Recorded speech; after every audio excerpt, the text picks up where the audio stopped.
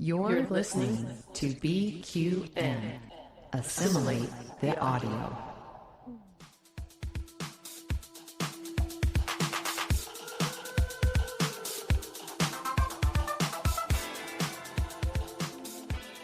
Welcome, listeners, to another episode of All Good Things, a Star Trek Universe podcast here on BQN and the Fandom Podcast Network. I'm your host, Kelvin, and with me today, Amy, Christos, and Kristin. Good morning, all. Christos, how are you doing today? I'm barely holding it together. I'm in the middle of a long haul party weekend with multiple birthdays going on, so I'm on a little bit of a respite for now. But after we're done here today, I'm at it again. So it's okay. It's fun. It's fun to have things to celebrate and friends to celebrate. So I'm not complaining. I'm having a good time. You look a lot happy, brighter, and smilier than me, who's currently halfway through dry January. So allow me to live that vicariously through you.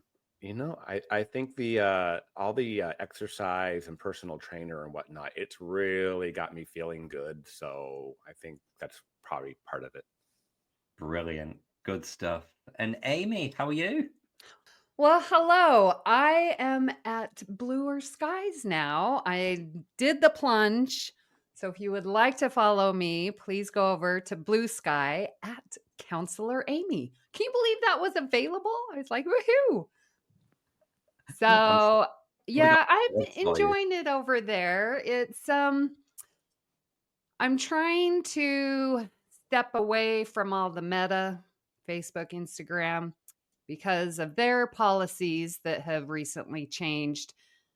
So I'm making that transition, and then it's sort of like you get to reinvent yourself. Like, who is this personality going to be over on Bluesky? So we'll see. All right, Madonna. She wants a reinvention. It's a new era. She's entering the Confessions on a Dance Floor era. Yes. And Kristin, how is Canada? And more importantly, how are you in it? I'm good. Canada is good. Canada will always be a sovereign state. I just want to put that out there. Throw that energy out that we will never be a 51st state. That has been causing me so much stress. I know he's so full of it and he's such a POS, but just the disrespect has really been wearing on me this week. And I mean, try to come for a commonwealth and see how that goes for you. Well, on behalf of the United States of America, I apologize. Thank you, love. I do enjoy, if no one's looked at it, Elizabeth May is the leader of what we call our Green Party up here. And she did a rebuttal. And she was like, well, how about we, instead of that, how about California as our 12th province? And she starts talking about annexing the whole west coast of the state US and then Vermont and New York and stuff. And she went into detail about what that would look like and all that. She's like, who wants free healthcare? And I was sitting there, I'm like, if he sees this, he's going to be heated. But anyway, I don't want to bring politics into our lovely Star Trek conversation so early, but it's been the main thing that has been gnawing at me this week. Yeah, I guess if we still did All Good World, we could do a special shout out to the people of Greenland as well. Oh, yes. On the list. Yeah. Oh dear. I hate this timeline we're in. Yeah, we hear nothing of US politics of all the time during the Biden administration, and the second Trump's about to get back in, it is just constant on our news. So apologies for finding it entertaining, if nothing else. But my God, he's already started. He's not through the door again yet. I know. Anyway, shall we move on to something a little more joyous? With joy and gratitude. So now we just reflect on something that has brought us a little bit of joy this week in the world of Star Trek. Amy, would you like to start, please? Well, yes. What is going to bring me great joy? If you are familiar or watch us on the view screen, our producer who's behind the scenes, who we love so much, David Woohoo! and Frank are coming down to Las Vegas, and I get to go to dinner with them this week. So I am so looking forward to seeing them. Being around my Trek family just always brings me great joy and gratitude. Brilliant. And how about you, Kristin? I think the great joy and gratitude I have coming up is that Stevie from Australia has booked a detour on his way home from the cruise to pop up to chilly old Canada in March. And he will actually be staying with us over my birthday. Oh, nice. So it will be an amazing weekend, and I'm really excited that he thought of us to come and experience Canada. So I'm really getting ready for that. It's not that far away now, just a couple months, and just confirming all those plans this week was really exciting. Brilliant. Oh, that'll be nice. And Christos, what are you doing between drinks? I've got a few things I'm happy about. First off, we've got Section 31 like 2 weeks away or less, growing fast or coming faster. I got Miss Amy coming to visit me soon, and Steven, also a network on the network here, coming to see me soon. And if you've been following all the Lego news, it's now sounds like there's going to be a special edition when this Enterprise gets up, and then there's going to be a shuttle with Ro. Also, Oh wow! I've not seen that. I'll send you the little linky for that. But I think it's going to be one of those get it or it's gone kind of situations. So stay tuned. But I mean, it's sounding more fun by the second. Brilliant. My great joy and gratitude is a little bit of a show and tell this week, which apologies to the listeners, it doesn't particularly work well in an audio format, but I will put this picture in the BQN Collective Facebook group. I've had a lot of time on my hands this weekend and the last few days. I've not had any social plans, no one to go and visit, nobody coming over. I've not been drinking. Everything just comes to a stop if there's no alcohol involved socially. So I've been using the time creatively, and I've created a little collage, what I've just sent off yesterday to have made into a jigsaw puzzle. So I'm just going to flash this up. I've made that myself. So it's headshots of all the characters from Deep Space Nine, which I've taken from the iOS game Star Trek Timelines, and just cut them all out and placed them on. What are you shaking your hand at, Christos? Where did you get that image of Bashir? Because he was never that hot. That is technically Captive Bashir, the character is in the computer game. That's where he's in the internment camp. Okay, sorry, can you flash it again? I missed Bashir. I was distracted by Cisco the whole time. He's look at this. Okay. Yeah. Okay. See, ladies, see what I'm talking about? I see that. All right. You can send me that image. I am so impressed. That's amazing. I will pop the picture in the BQN Collective Facebook group, so please feel free to take it yourself and do what you will with it. Do you need my address for my puzzle delivery? Last time I did make a Star Trek jigsaw puzzle, I did get one for Joe and Ewan as a gift as well. I just bought a really big Return of the Jedi puzzle. I was at Target and they were like on clearance, and it's a beautiful image, 1,000 pieces. So I'm looking forward to that. Yeah, I love it. It's my favorite mindfulness kind of exercise, and this time of year it's perfect because I'll start it over a weekend, leave it on the kitchen table, and just finish it off in the week, like between work calls and things. Lovely. Anyway, I did a Harry Potter one and then a RuPaul one. And then for Christmas, my brother-in-law bought me a vintage Star Trek puzzle from Star Trek 6. Oh, nice. And it is like from 1992. So wow. From the right. So if all the puzzle pieces are there, I will be so impressed that this person kept they're puzzled together for 30 some odd years. That is, I can barely keep my life together for a day. Brilliant. So, Kelvin, do you do a 500 piece or 1,000 piece Oh, or how? 1,000. Yeah. Or Yeah. 2,000? Come on. I'm a grown-up, Amy. I'm not doing Right. anything less than 1,000 pieces. Yeah. Well, you're During saying the- you do it in 1 week, and I'm like, I have 1,000-piece puzzle, and it takes me longer than a week. I tend to get obsessed with them, and then I start spending all this time. And I'm supposed to be going to bed, and I'm still up playing with doing the puzzle. Yeah. But I did quite a few during the pandemic. Yeah.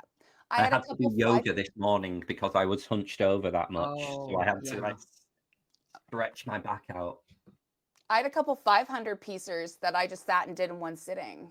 Because again, it's like my mind is so dialed in. I'm not moving until this thing is done. Brilliant. Well, what are we doing today? Kristin, would you like to introduce our topic of the day, please? Absolutely, I would love to. It is part 10 of our time travel series, and we are looking at season 2, episode 3 of Strange New Worlds, Tomorrow and Tomorrow and Tomorrow. So in this episode, of course, we see La'an travels back to the 21st century Earth to stop the attack which would alter the future of humanity forever. Ooh. Before we get into the nitty-gritty, I just want to do a little snap poll here. Being that we have had 10 episodes of time travel here on All Good Things, I'm just curious what everybody's favorite method of time travel is in Star Trek. So please don't say DeLorean or a telephone box. Yeah, do you remember when Discovery happened and everyone was like losing the shit about time crystals, saying it was like really lazy and fanciful? Well, actually, my favorite is the Red Angel suit, which is powered by time crystals. So because I love Discovery season 2, which I know isn't everyone's cup of tea. Ooh. I am just going to put it out there that the Red Angel suit was my favorite time travel device. So what's yours, Amy? Yeah, I like the Guardian or the portal doors, like going through. When we saw Giorgio go through the Guardian or like remember what was I can't remember the episode in TNG where it's the Iconian Gateway? The Iconians, yeah. Yeah, I like that idea of like your choice of going through a portal. That shows up a lot in Star Trek Online. Yeah. And in Deep Space Nine as well. I guess that's like the Davidians in Time's Arrow as well. You walk through the snake, the Ophidian. Yes. Christos, what have you got? How are you time traveling? Well, I'm going to go with the old OG, an old-fashioned swing around the sun at the right warp thing. But I love it. But at the same time, I'm like, anybody could go mess up time if they know what they're doing.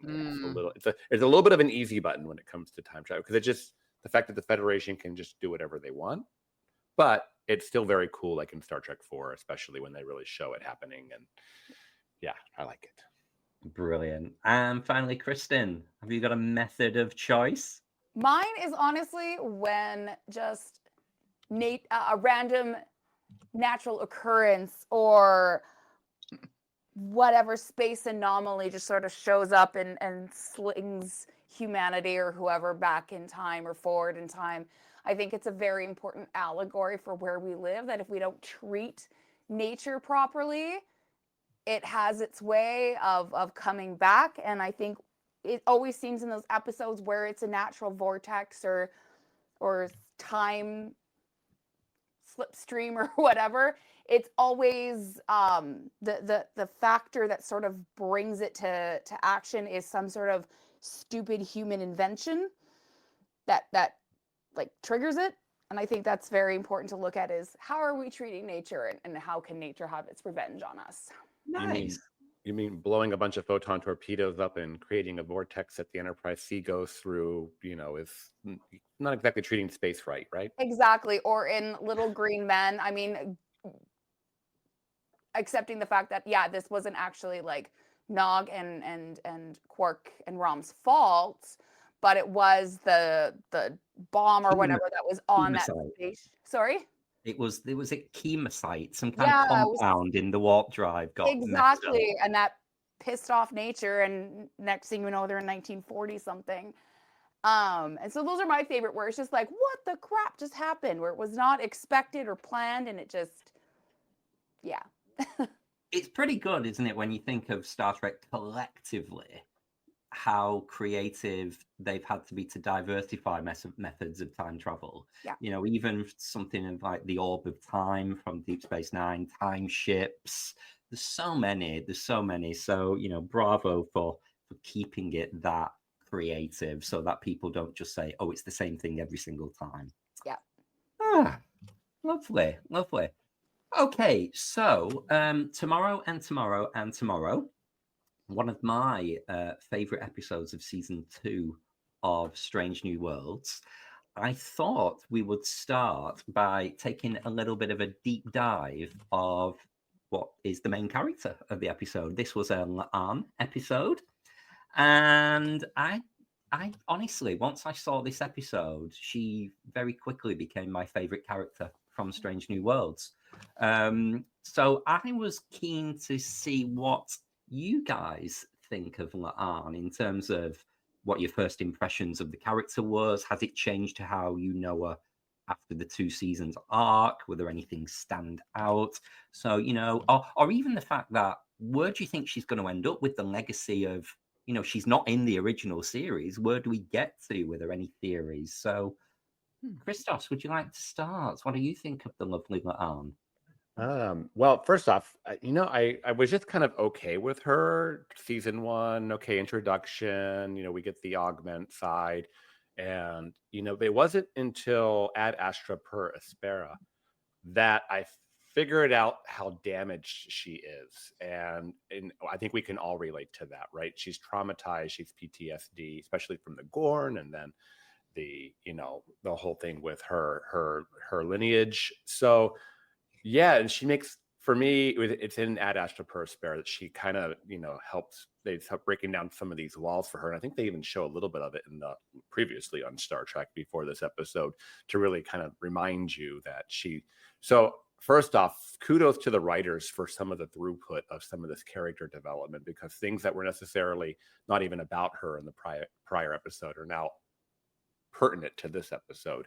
But yes, by the time we get to this episode, yeah, I really start to like her a lot more. And I feel like she's a complex person, just like all of us. And I mean, just like, you know, she's got her baggage, but she's working on getting better, and she's getting better. So nice. And Kristin, do you love La'an?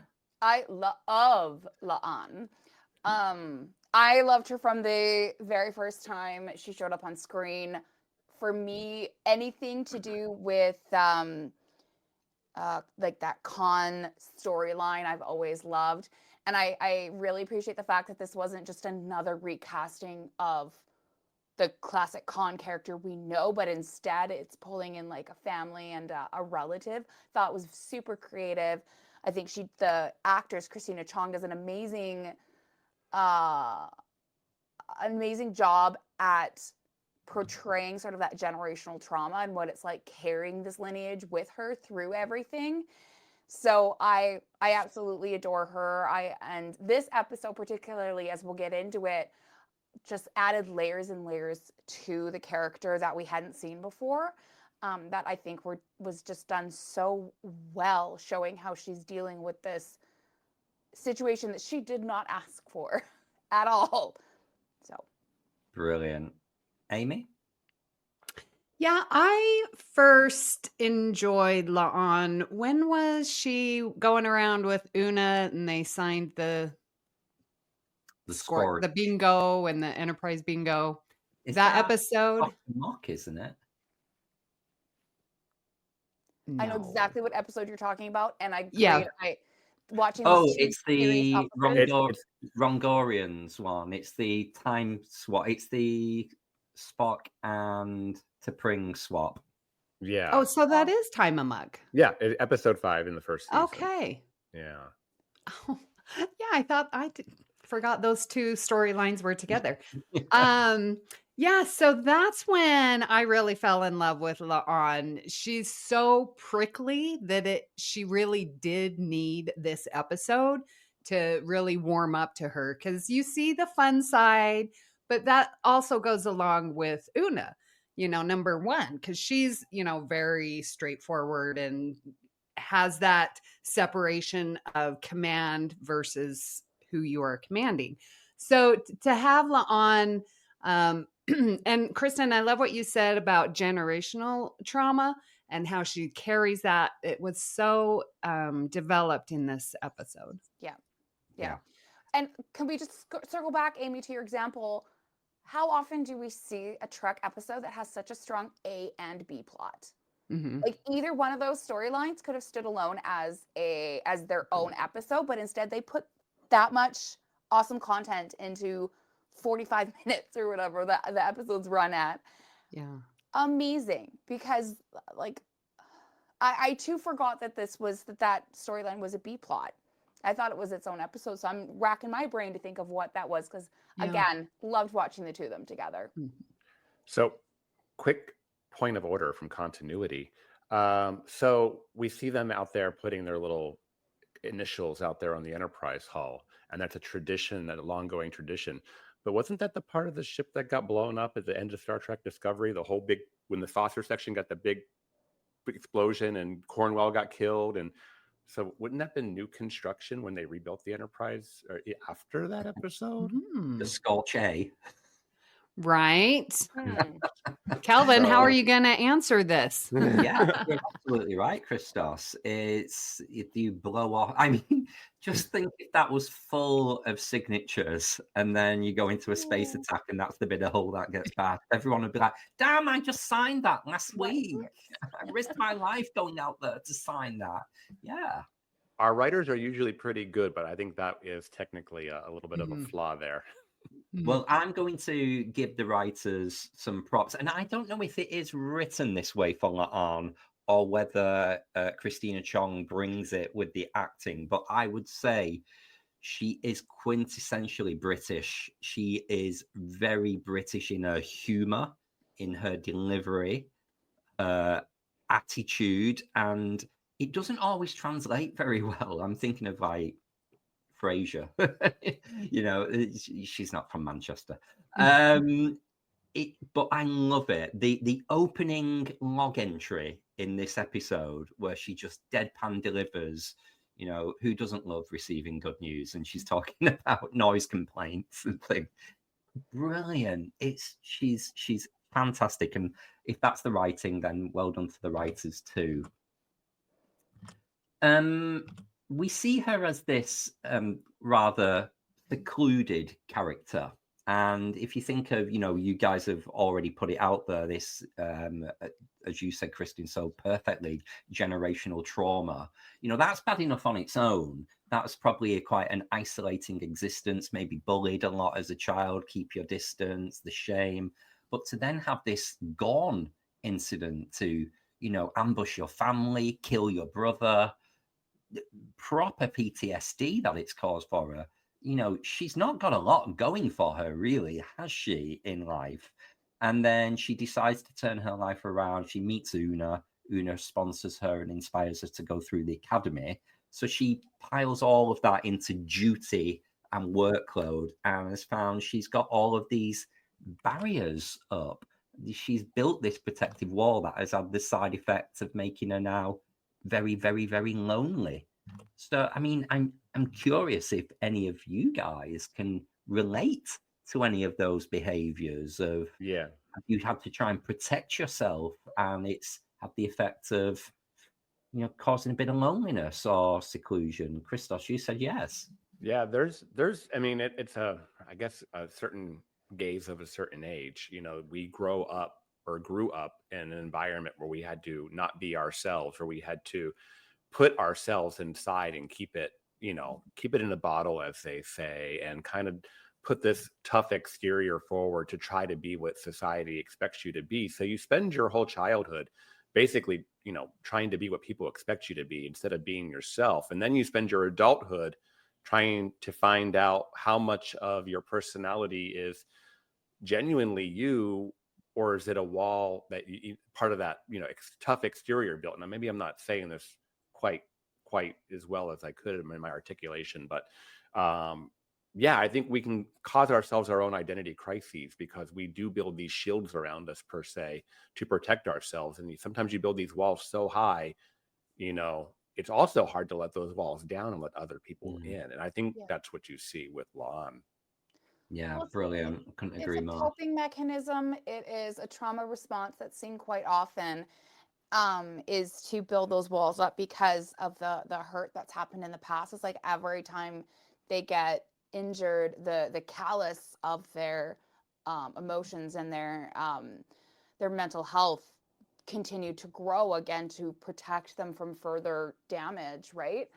I also think that La'an found the security, the structure, the predictability that her life had not given her up to that point, being in such a traumatic, I'm using that word a lot today, childhood, right, where she never knew what was going to happen next.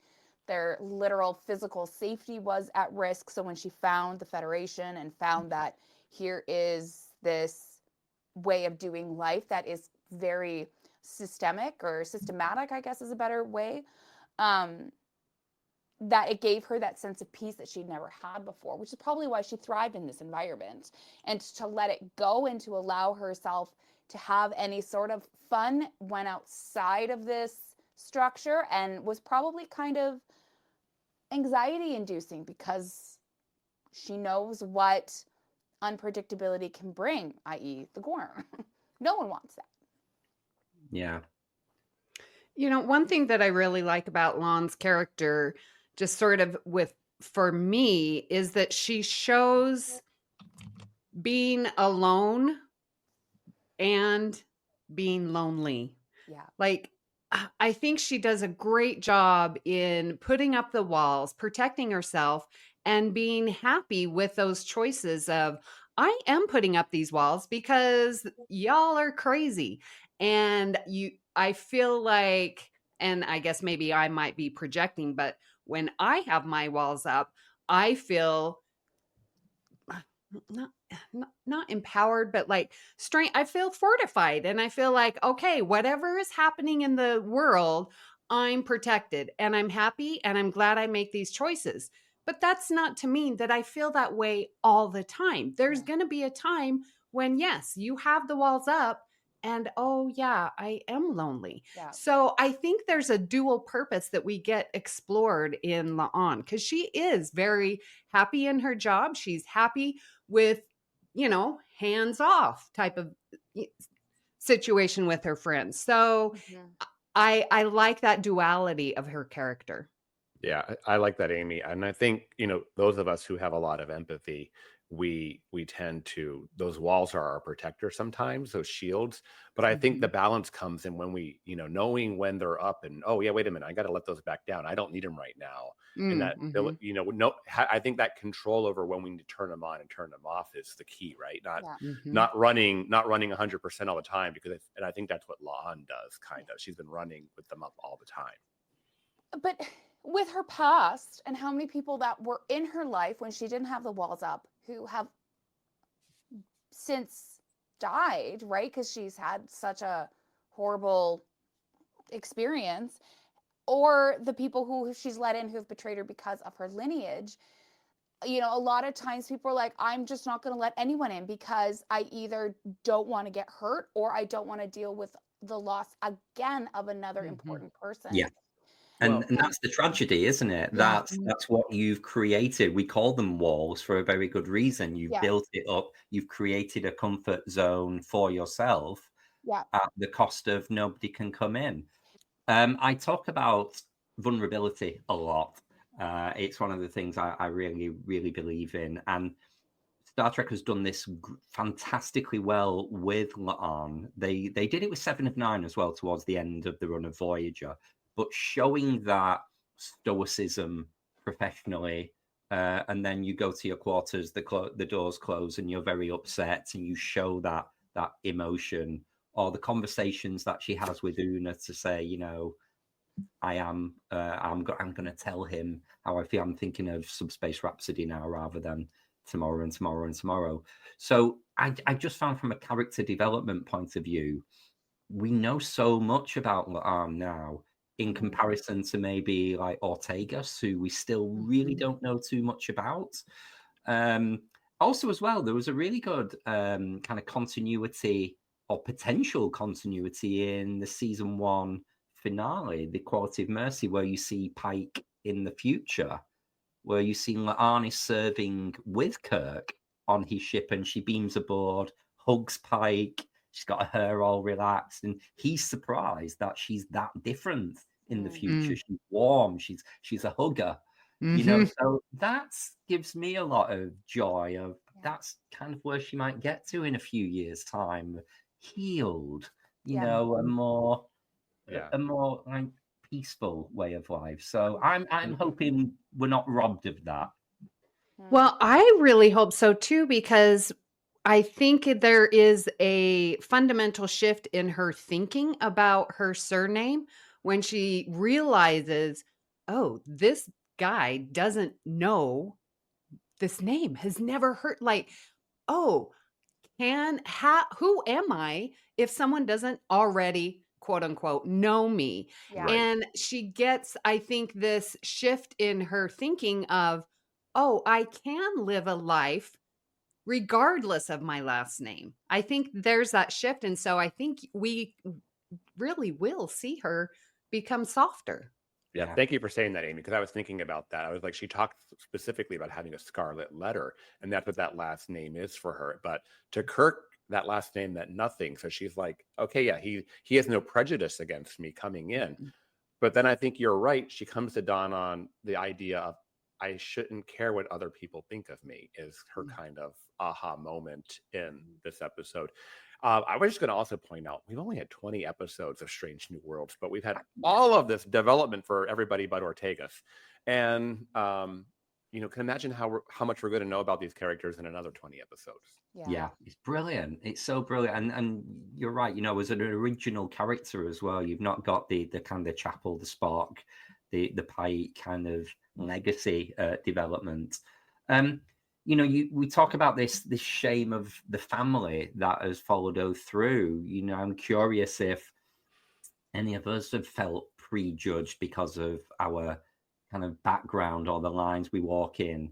I think I've spoke before on the show. I have a very strange relationship with my brother. My brother's 7 years older than me, and he was just. He's recently been diagnosed with ADHD at age 50, but back in the day when he was at school, you were just naughty, you know, and he was a classic naughty child at school. He was always in trouble. He was a ringleader of a gang of ne'er-do-wells. And I remember starting high school and the teachers saying, "Oh, you're not Darren Wood's brother, are you?" Expecting that behavior of me. So, you know, I'm smiling as I say this because it's nothing crazy, but I do remember kind of following in my brother's shadow, thinking everyone's prejudging me as some kind of badass, or even as a young closeted gay, like Christos just said, with the walls up, wanting to go under the radar and be quiet and just do well at school. Felt a lot of pressure to be like the tough guy and quite gregarious, which is not me, or certainly was not at the time. So that's kind of how I view that family legacy. Have any of you guys got any experiences like that? What about you, Amy? And went up with a smile. Let me just apologize to all students, because us teachers, we do have a very bad habit of, oh, I'm getting this family again. Well, I have done that. Guilty. I apologize. And to add to that, Kelvin, I had the exact thing happen to me because my older brother was a bit of a troublemaker, and I would get, you know, he's only 2.5 years older than me, so it's even closer. So most of these teachers in a smaller town, so you did get the same teachers. So yeah, I was always in his shadow, so to speak, but it didn't usually take long to turn it the other way. Yeah, I have a very similar experience to Christos. My brother is only 18 months older than me. So, and then when we were homeschooled for so long, so when we tested to go back into school, I tested a grade ahead. So now I'm just one grade behind my older brother, which was not what he wanted at all. So when we moved into high school, and I remember people, oh, are you, his sister? I'm like, yes, I am. And he'd not done great. He hadn't set a good first impression, but I quickly ended that because, not to brag, I was the model student. Yay. Yeah. So, but it was still a lot to kind of be like, yes, I'm his sister. No, we are nothing alike. Not saying he's a bad guy. He's just, we're very different. So I don't know if this fits your answer, Kelvin. But my family legacy, sort of on the flip side, was being raised in the church and having such a huge family name as the Tingies, who came across with the prophet, crossing the plains, the pioneers, settling the valley. Utah has so much of my family history there. And it does cause issues, especially now that I am no longer part of that church. And the pressure and oh, you're a Tingy. So they already have this idea of how I should act, how I should think.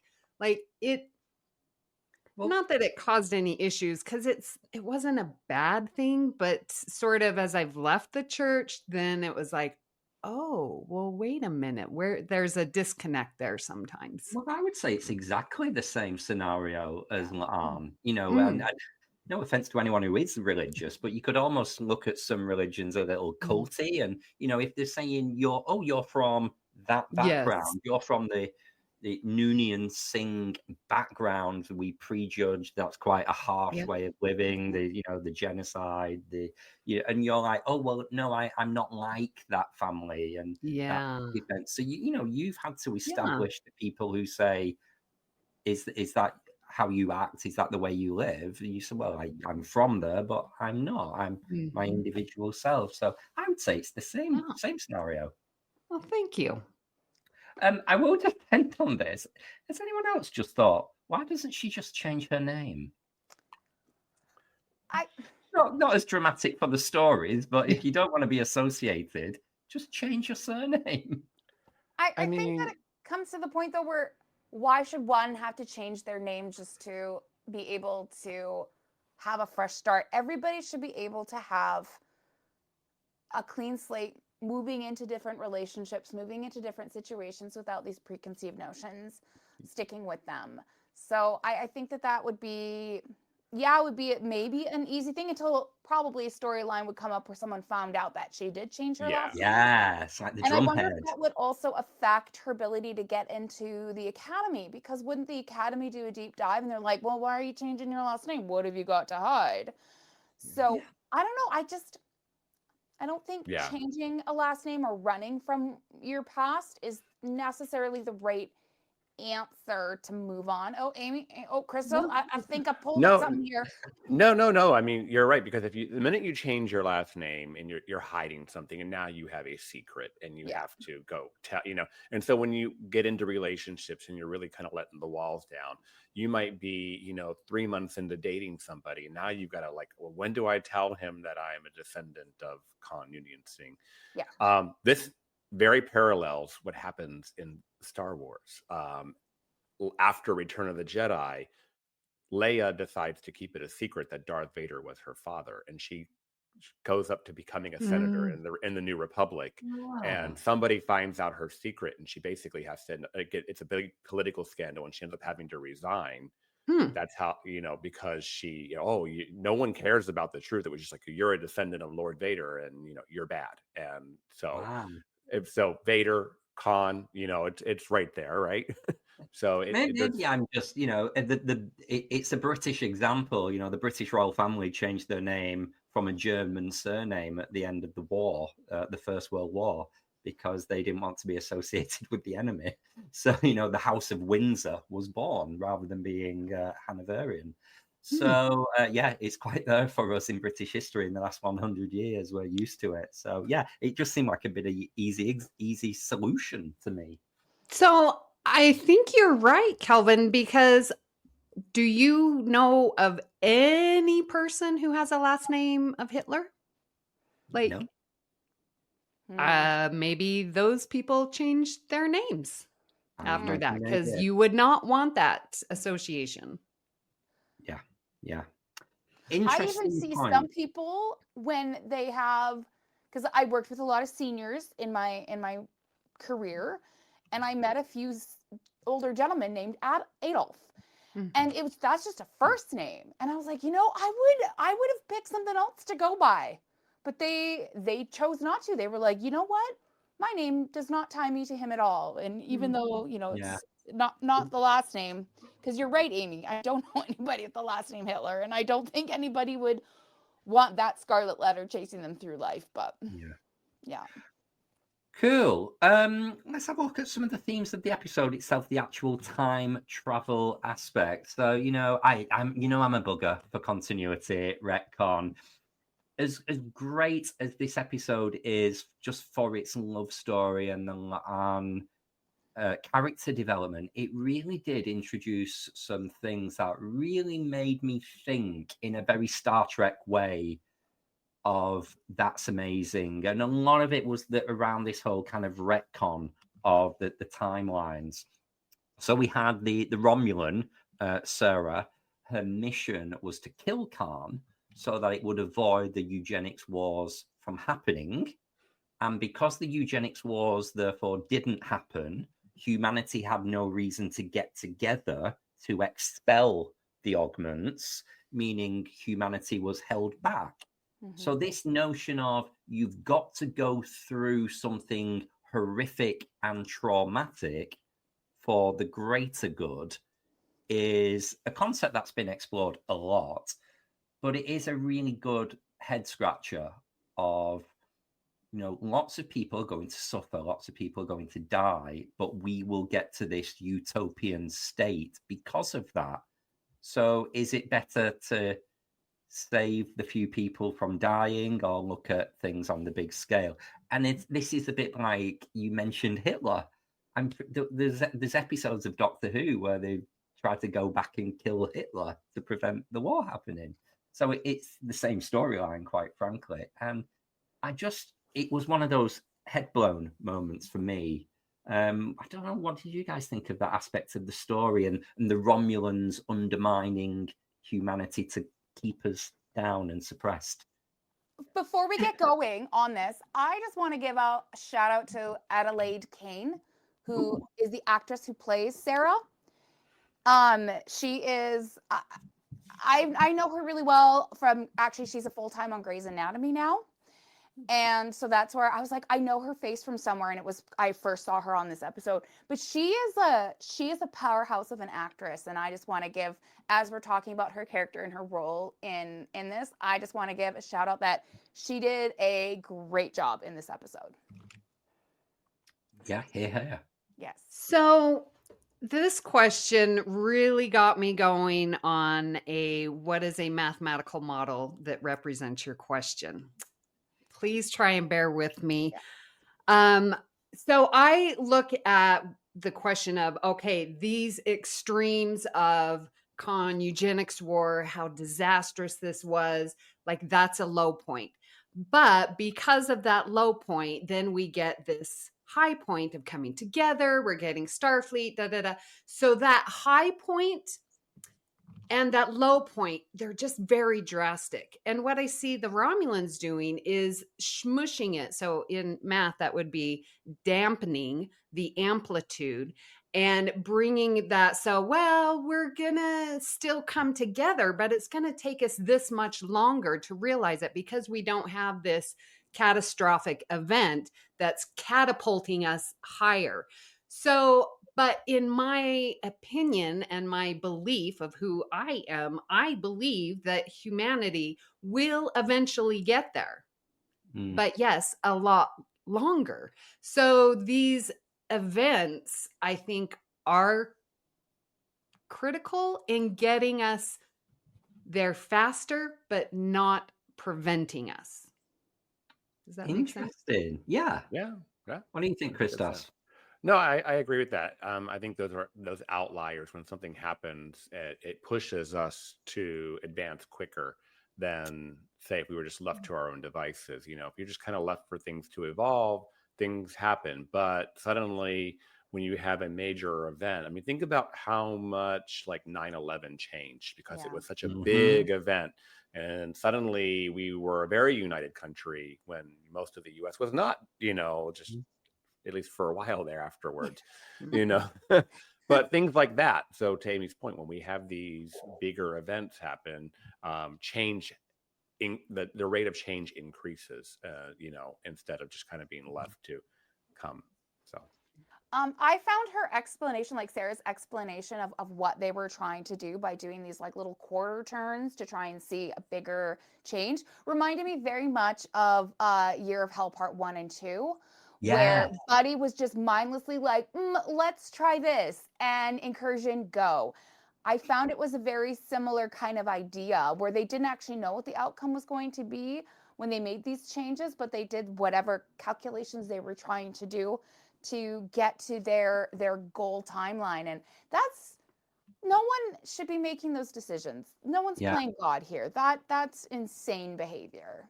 And speaking of this whole kind of temporal incursion, like you've just said there about the Krenim, this concept of the time wars that took place and the temporal agents in Enterprise, it established that history is constantly changing as a result of these time ripples that Sarah calls them.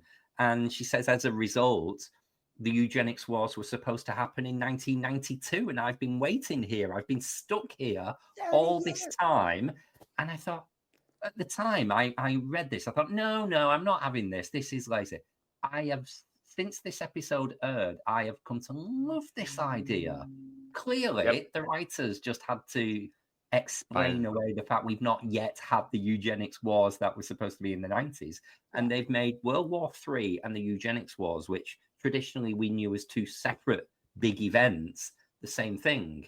So Khan is the one who is involved in World War III, the eugenics wars in the 2050s, which brings us up to date to First Contact immediately after it. So I love this. I love this revised timeline. What do you guys think of that? I think it's perfect, because if you want to make it all make sense in Star Trek, they did it right. Because, you know, we've always heard Star Trek is it's its own worst enemy for having lasted 60 years, right? Yes. It's predicted things that have come and gone now. And so when that, like, you know, introduces itself to our real timeline versus the Star Trek timeline, they don't line up. I mean, you could always say accept it, but, you know, that's not who we are as Trekkies. So the way this episode kind of writes it and makes it all make sense, it's pretty cool. Mm-hmm. Mm-hmm. Brilliant. Any other comments on the timey-wimey timeline continuity before we move on to any assimilations or regenerations? I just found it so jarring to have the character of Kirk have no idea who the character of Khan was. That was just so, because we've always known them as adversaries from Space Seed, right? So and the relationship they have and the battles that they had in Wrath of Khan, and it's so just mainstay in this fandom that for Kirk to just suddenly be like, who's Khan, was a bit jarring. The myth of Khan. Yeah. Amy? So I had a question I want to throw to the group. Do you believe that Pelia, our Enterprise Pelia, Engineer Pelia, remembers La'an way back then? Because, and I don't know if I just saw it because I wanted to see it, but when La'an returns to the bridge in, you know, our prime timeline, and she's still wearing that Toronto outfit, and Pelia's, you know, talking on the bridge, and I swear I saw Pelia and La'an exchange this tiny little glance which, if you remember back in Time Zero Part 2, when Picard finally goes to Guinan and then is like, oh, you have that memory, like, and there's that aha moment. Do you believe that Pelia, or is that just such a different timeline that there's no memory? I think you're spot on, Amy, because this is my assimilation, so I'll talk about it. So we get Pelia, 3 versions of Pelia in this episode. We get the pre-time jump, where in the beginning, where La'an's doing her log, and it's showing her have all of her problems, and she's definitely annoyed with Pelia, and she thinks of her as a pain in the ass, and a liar potentially, whatever. And then we have them meet in Toronto, which, if you think about it, that would still be time, that whatever happened is true. So there is a memory there. Now you have 400 years, maybe 300 years that go in between. But I think you're right. I think the minute she walks on, she's still wearing those clothes, and Pelia just looks at her. I think there is a wink nod there. And I love that La'an at this point now is softened because she has experienced it. I think La'an is very black and white at the beginning of this episode, and her experiences have taught her that life can be a little gray. And she gives Pelia, a little grace, and no, let her go. It's nothing, and she just kind of completely lets her off. Whereas, at the beginning of the episode, she was such a hard ass toward her. So yes, I agree. Wink, wink. I also try to bring some sort of sense to, did Kirk and La'an somehow change history a little bit by going and finding Pelia and putting the idea of becoming an engineer into her brain? Because she's like, engineering? I'm not an engineer. Why would you come and talk to me? And then at the end, she's like, maybe this is a new path. And now she's one of the top in the field. Obviously she's had plenty of time to study it, but I wonder if, and I think that shows that she does remember, because where she is now, where Pelia is now, may not have been if La'an and Kirk hadn't approached her, right? It's like the circle now. A predestination paradox. Yes. Love it. Well, speaking of other things we love, let's move on to some assimilations. I've already said about La'an's opening log entry. It's almost poetic. The delivery, the scenes, the comedy before you get into these hard issues of the noise complaints against Spock playing his lute, the accusations of Pelia stealing art from the Louvre. It's just brilliant with such a deadpan delivery.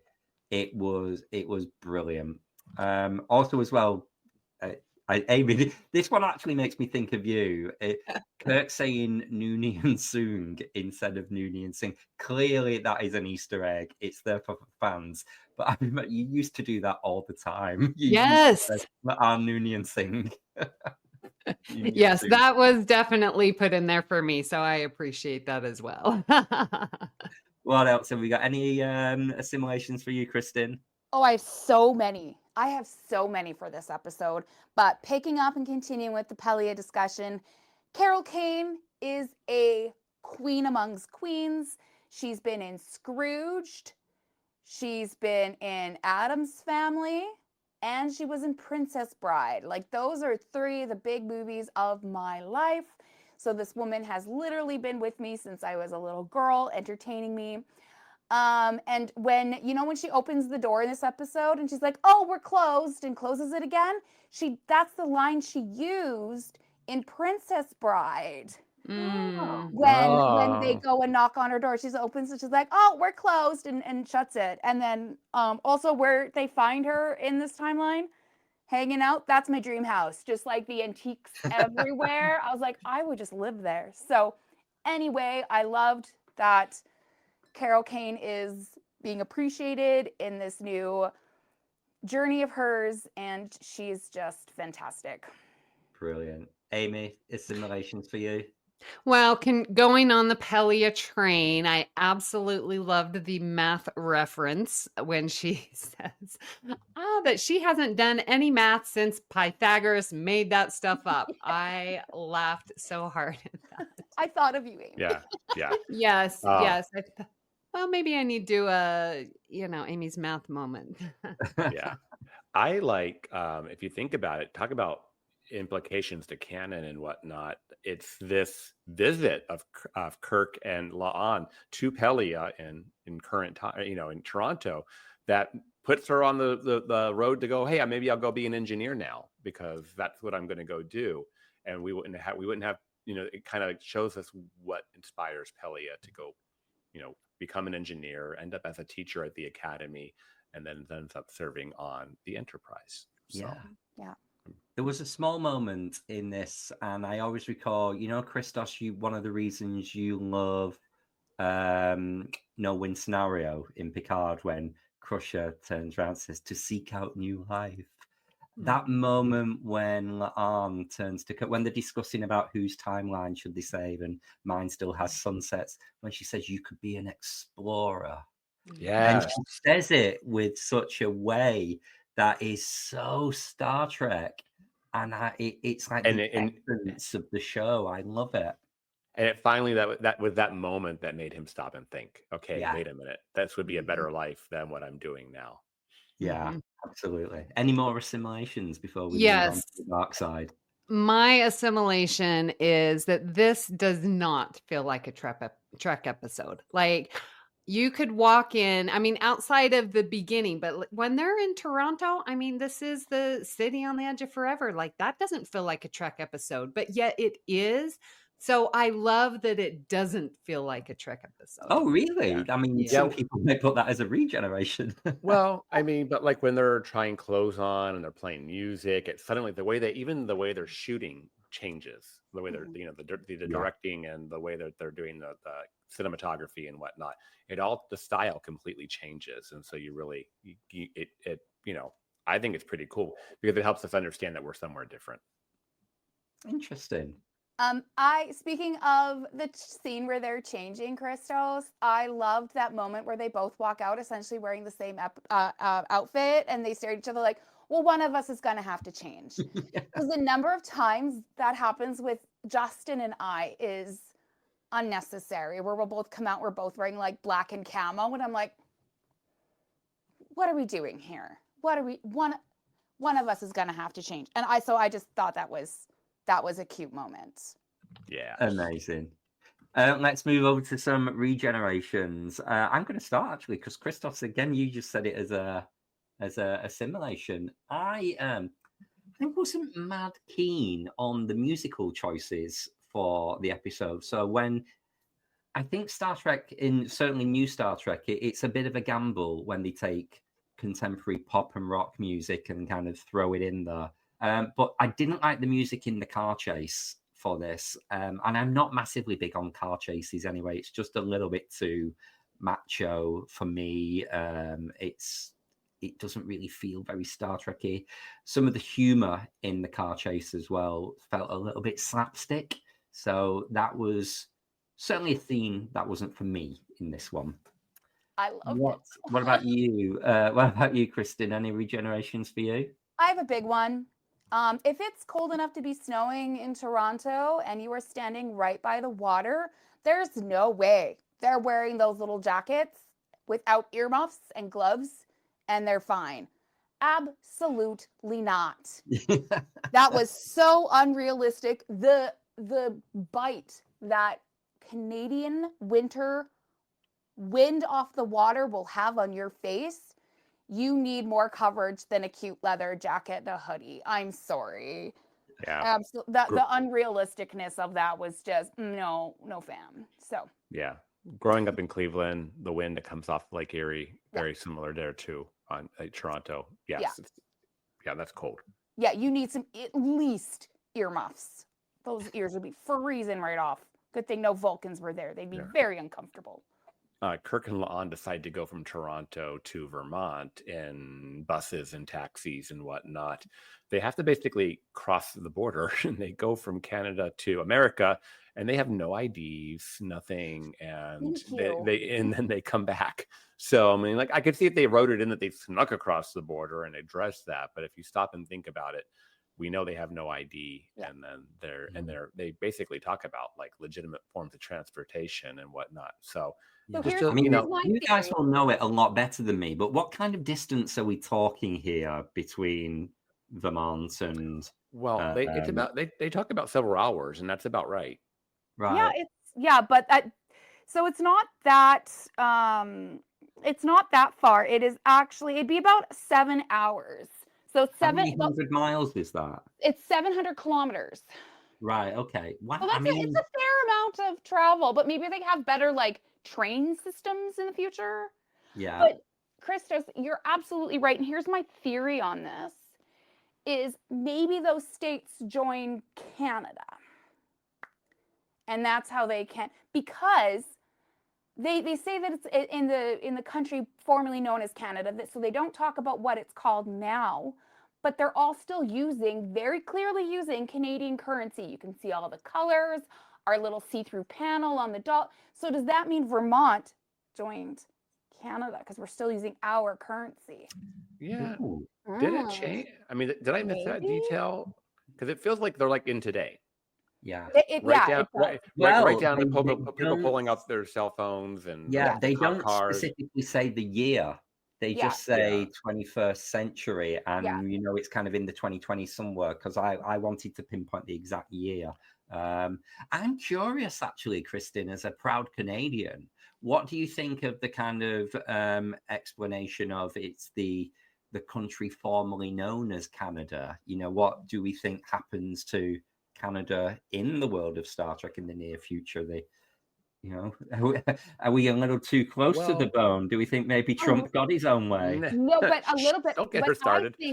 I think that some of the states that are very, very close to Canada, I like to think in my canon that they joined us. That they did not absorb Canada, but we absorbed certain states, especially the ones east who are like kissing the Great Lakes. That's what I like to think. And again, what's cluing me into that is the fact that it is still our currency being used.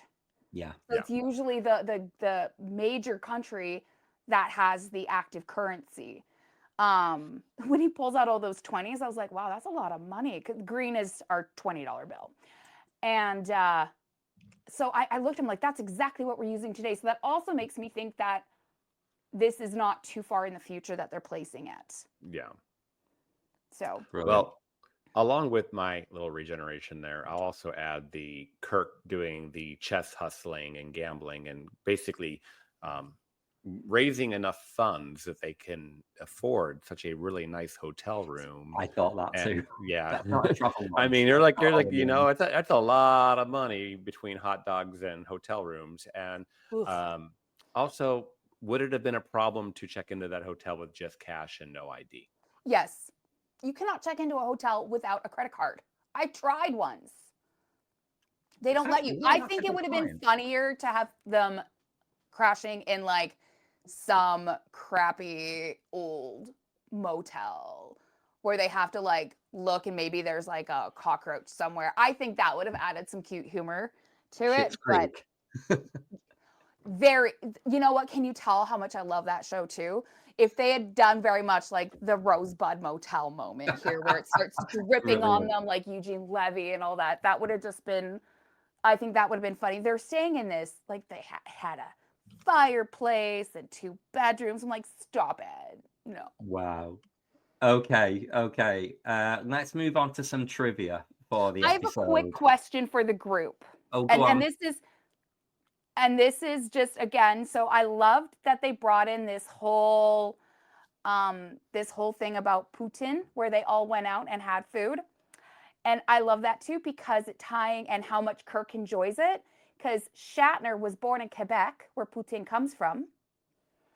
Who here has actually had poutine? We call it poutine. Yeah, okay. Putin's the leader of Russia. I had...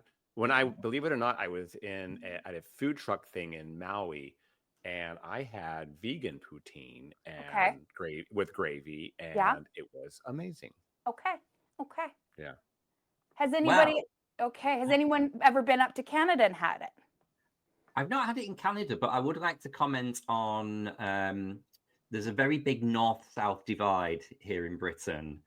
We love our fish and chips from the chippy, and up north we put gravy on chips, on fries. Yes. And if Southerners from London come up to Manchester, they are repulsed by the idea that you don't just put ketchup or mayonnaise.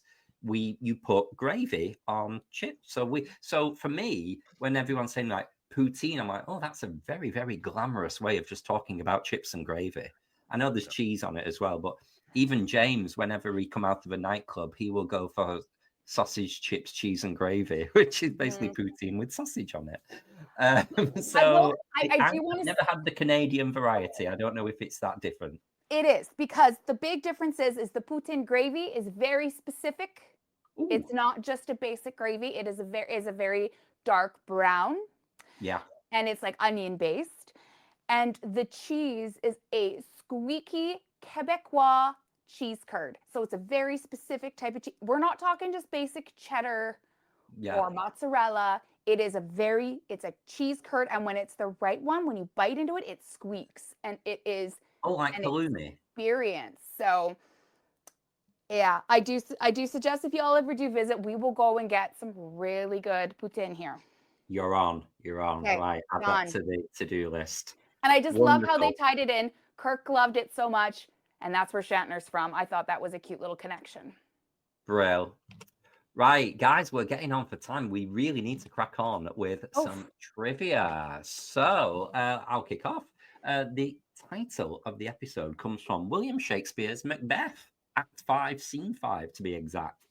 And the title of the original series, All Our Yesterdays, comes from the same monologue. So there you go, 2 time travel episodes with the same monologue. And a part of this monologue is also quoted by Q in The Next Generation's Hide and Q. I actually went and read that monologue last night. Brilliant. And it's actually a really good monologue talking about and tomorrow and tomorrow and tomorrow. You're like, that doesn't make any sense. But when you read it in the context of that speech, it shows the mourning that Macbeth is dealing with at that time. So if you can just Google it. You don't even need to have the actual books now. You Google the Act 5 scene or Scene 5 Act 5, whatever the order is, and just give it a read. It actually helps to put a lot of these episodes into context as well. So just want to know that context is for kings. Yes.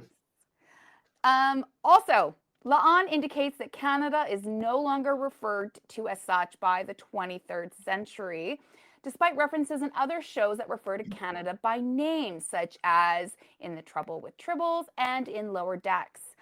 However, she may be referring to the fact that Canada is part of United Earth, which no longer, so Canada wouldn't exist, but United Earth would.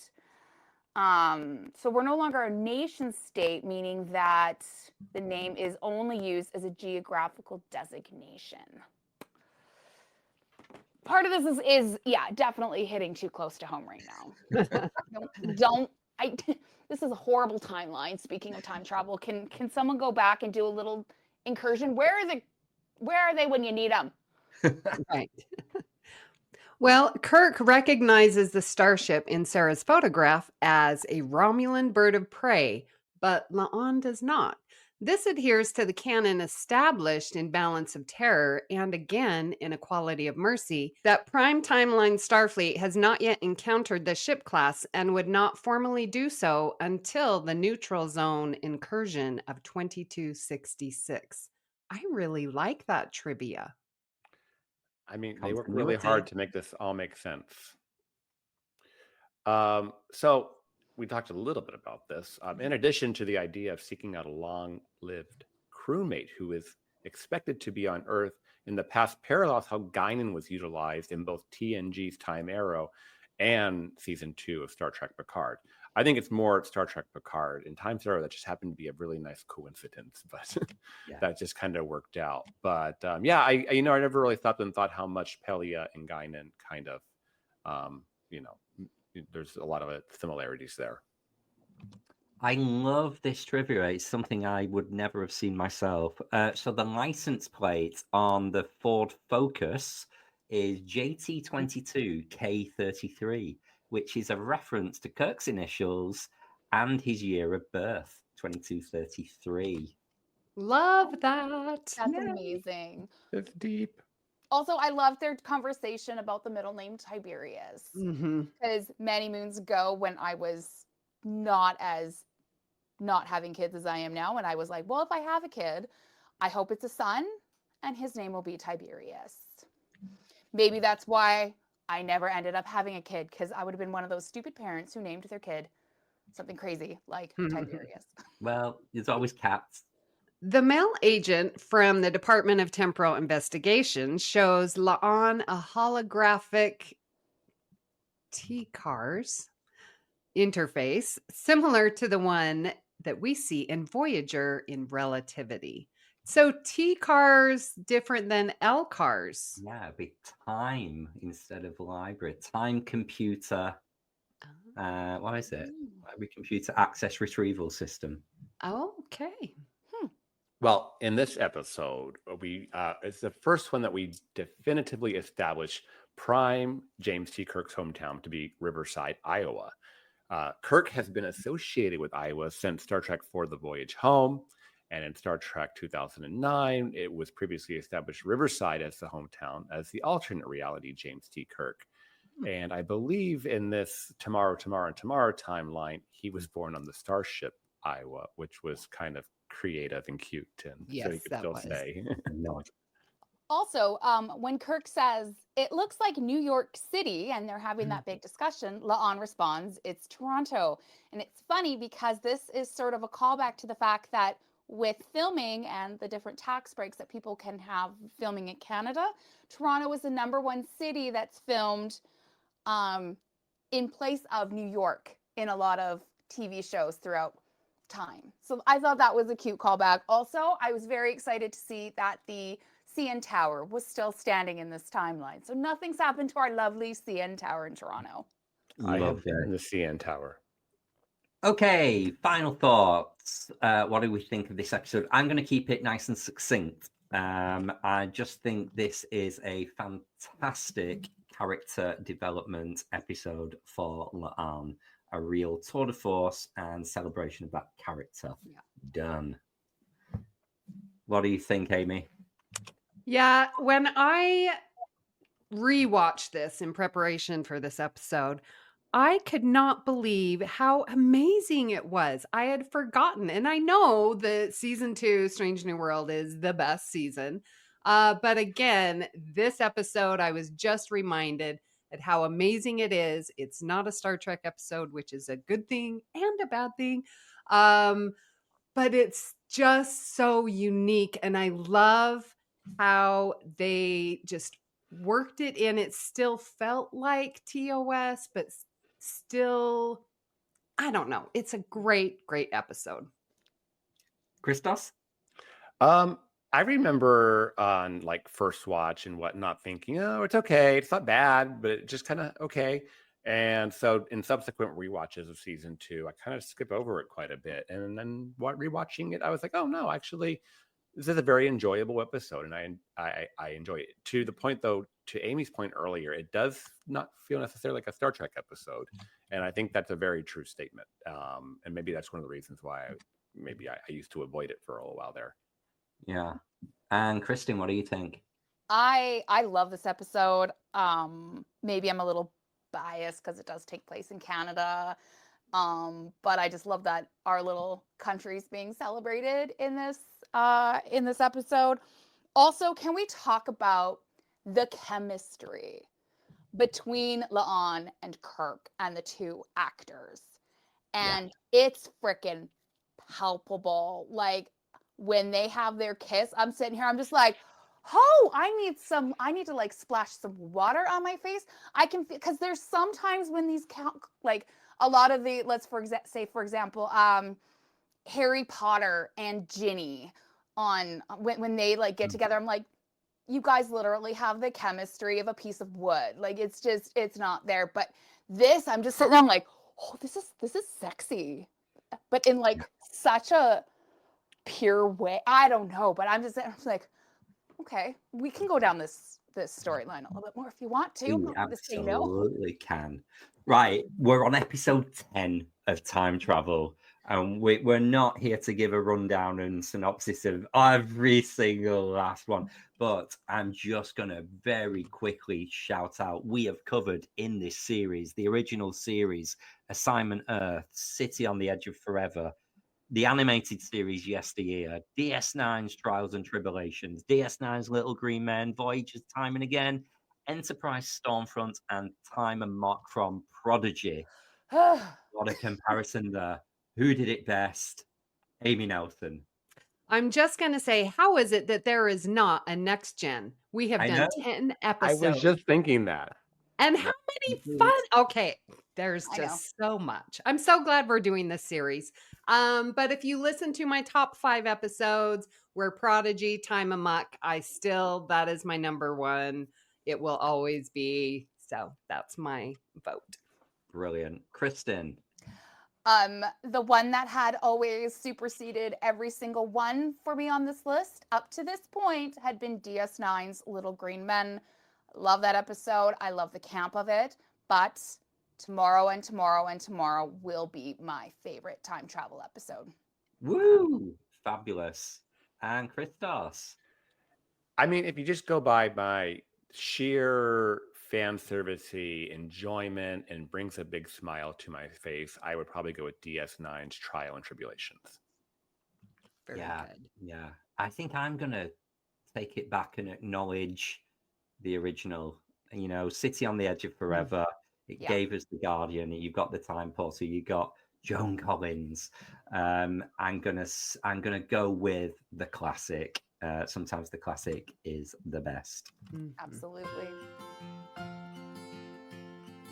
What shows are on BQN, you ask? Well, here's a rundown of some podcasts you might be interested in.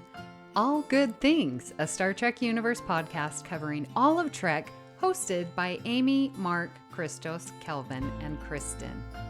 Whether you've got Xbox or Nintendo, check out Bargain Bin Gamer, a YouTube show hosted by Davey, a self-proclaimed gamer who specializes in reviewing and showcasing affordable video games. 2 episodes enter the arena, 1 comes out victorious. Join hosts Joe and Kevin and a guest as they debate which should win the Batleth battle. Grab your popcorn as you listen to Cinema Z, a film discussion and review podcast showcasing films you probably missed but should definitely check out. Hosted by Mark and Matt. Don your apron for The Food Replicator, where Matthew eats and drinks his way through the Star Trek cocktail and 3 cookbooks. Beam Aboard Galaxy Class, a Star Trek Next Generation podcast covering all of TNG, hosted by Steven. In order to not repeat it, listen to History with the Szilagys, a snippet of historical events from around the world, hosted by Chrissie and Jason. For the newest Trek coverage, check out Infinite Diversity, hosted by Chrissie and Thad. Curl up with a good book and delve into Beta Canon with Peter, host of the online Trek Book Club on Twitter, and his new companion, Trek Book Club podcast. Test your Trek knowledge with Trexperts Quiz, a Star Trek quiz show hosted and written by Davey. Whether you're a member of Starfleet Federation or Planetary Union, go check out Union Federation, covering current Star Trek and the Orville, which we all know is really a Trek show, hosted by Kyle, Kevin, Amy, and Haley. Head over to YouTube and watch The View Screen live on Sundays, your Trek-inspired talk show hosted by Kelvin and Amy, with Season 2 starting in September for a 10-week run. Spill the tea with Christos while he discusses current Trek news and events and explores the world of fandom via guest interviews, all with a LGBTQIA+ perspective on What's the Tea Bev. And for our Patreon members, we have The Hive Mind with monthly script readings, Let's Fly, a Discovery reaction show, It's Green, a cornucopia of topics, Amy's Math Moments, a quick look at math moments in Star Trek. We know you have a choice of podcasts to choose from, and we thank you for listening to BQN. Assimilate the audio. Kristin, would you like to tell us where we're going next week, please? Oh my gosh. Next week, we have medical ethics, one of my favorite topics, especially through a Trek lens. And we are going to be doing a twofer. So we are going to be doing Voyager 2 Vix and Lower Decks 2 Vix. Way, 2 And for 1. I absolutely love the play on words here, and it is going to be a crazy discussion next week. I am sure of it. We would love to hear what you thought of today's episode and hope you'll join our Facebook group, the BQN Collective, or our Discord server to continue our discussion there. You can also reach us at allgoodpod on Bluesky. Please make sure you follow the network on Bluesky and on Instagram at BQN Podcasts. We've also partnered with our friends at the Fandom Podcast Network, where you can find our show by searching the master feed, and the links can be found in the show notes. So, Christos, where can people find you when you're not buying vegan hot dogs from street vendors? Vegan hot dogs are delicious. They are so good. And they're so much better for you. Mm-hmm. You can find me over on Bluesky and Instagram at GreekGeekSD. You can find me in the BQN Collective on Facebook. You can find me in the Federation on Facebook. And you can find me in the Discord server. And finally, you can find What's the T-Bev in Instagram as well at What's the T-Bev. So no way can you not know how to track me down. I'm everywhere. There's no escape. There's no escape. And Amy, where can people find you when you're not witnessing Pythagoras make up all his shit? Well, when I am not doing that, you can find me here on the network where I'm co-hosting Union Federation that talks about Star Trek and the Orville. I, as I mentioned, am now on Bluesky at Counselor Amy. Of course, still going on at the Discord server and our Facebook group, BQN Collective. Kristin, where can people find you when you're not dodging your family affiliations? Ooh, that's deep. That's deep. Ow, I don't know. Now I'm all traumatized. Oh dear. You can find me on my favorite Reddit at Garaksfanclub. For now, I am on Facebook, but very seriously looking at moving on from Facebook. So for now, I'm under the BQN network, and then I am also on Instagram. Again, very quickly looking at moving on from Instagram. But right now, I'm there at Kstrats. And Kelvin, where can people find you when you are not in a wonderful, dramatic fashion chasing McCoy through The Guardian? Brilliant, thank you. I am shamelessly still on Meta and Twitter. You can find me on all of the socials, really, at Kelvin's Timeline or in the BQN Collective Facebook group. And I'll post that little picture that we talked about earlier, my little DS9 montage. Our little hot this year. This year. Well, here at the BQN, we'll never make you listen to an ad. So if you'd like to help us keep all of our shows coming to you each week, you can become a patron of the network on Patreon. For just $1 a month, you can join our Hive Mind reaction show, script readings, and enjoy our special patron-only shows like It's Green and Amy's Math Moments. Visit patreon.com/BQN to get all the details. If becoming a patron isn't your thing, you can still support the show by sharing our posts on social media, talking about it with your friends, or hitting the subscribe button on Apple Podcasts or wherever you get your podcasts, and leaving us a 5-star rating and a written review. And that helps others find the show. At this time, we would like to thank our very own associate producers, Mahendran Radhakrishnan and JJ Seastrum. A special thanks to Graham Kelly for our opening and closing music, and Mark White and Kelvin Wood for our artwork. Thank you for listening. We hope you'll join us As we search shout. All good things.